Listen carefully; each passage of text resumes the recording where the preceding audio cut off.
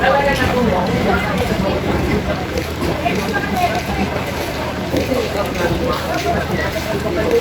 sir, good morning. Mabuhay. Welcome to Arsawa. Ito lang sir. 45 lang po. Kana? 45. Okay, pag pumasok po kayo rito, may entrance po na 45. Ayan po ang mga staff ng tourism council ng Albay. 25. Kung ito sa Arsawa, pag may TV kayo, sa gitna po kami. Change to kayong gold. Hello ma'am, sir. Good morning. Mabuhay po.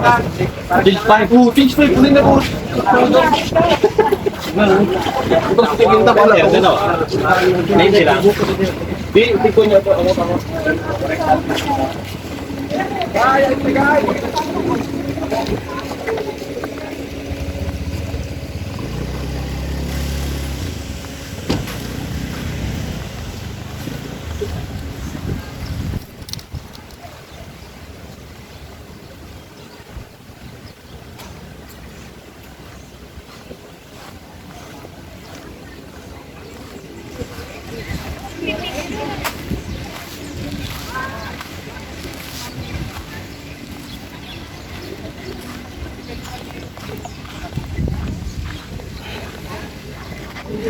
Ayan, napakarami pong taong nagpupunta rito sa Cagsawa Ruins na ito. So ito po yung bahagi pa ng simbahan matapos na lumubog.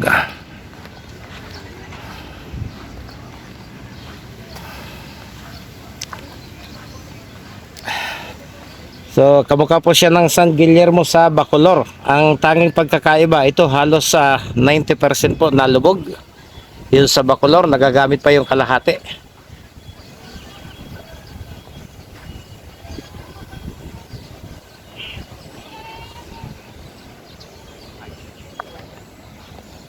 Okay, basahin po natin yung historical landmarker niya.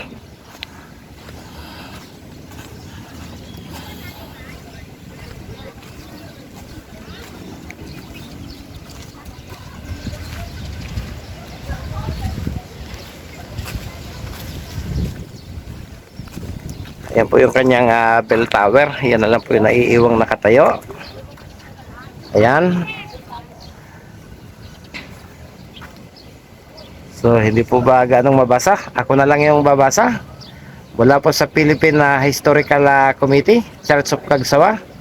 The spiritual administration of Cagsawa from 1587 to 1595 was under the parish of Kamalig.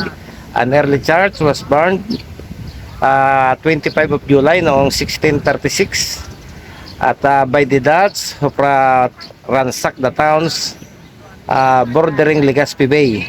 This church, built after 1724 by Fray Francisco Blanco OFM, was buried by rocks and lava during the eruption of Mayon volcano. 1 February 1814, the authorities of Cagsawa meeting at Ligao July 6, 1814 decided to incorporate their town as part of Darga. The first centenary of the destruction of the church was commemorated on February 1, 1914 with a huge pilgrimage to the ruins where High Mass was celebrated. So yan po yung info na ating mababasa dito sa inilagay ng Philippine Historical Committee, mga kabiyahero. So yan lang po yung Mayon Volcano. Ang problema, napakakapal po ng ulap at hindi po natin makita. So ikot-ikot na lang po muna tayo.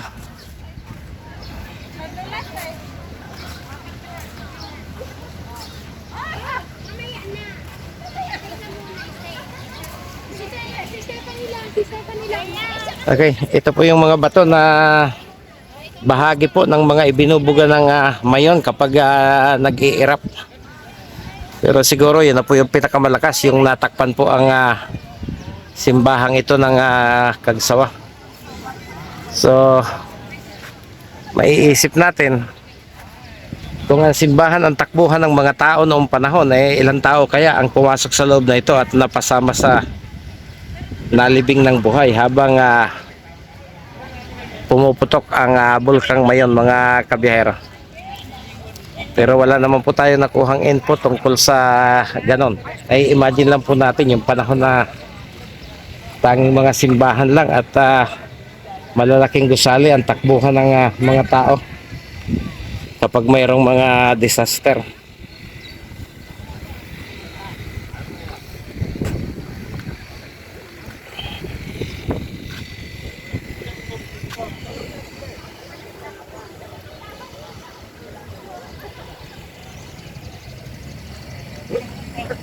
So marami din pong mga kainan at mga souvenir shops dito po sa lugar na ito ng Cagsawaruin.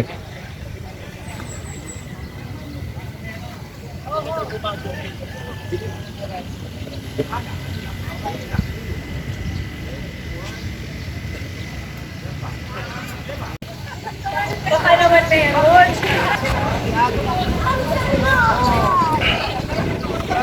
Okay, mga katimlentek, mula po dito sa Cagsawaruin po sa lalawigan ng Albay, maraming salamat po. So total hindi naman po natin makuna ng buo yung bulkang Mayon. Siguro tuloy-tuloy na po tayo ng biyahe patungo ng Maynila. Salamat.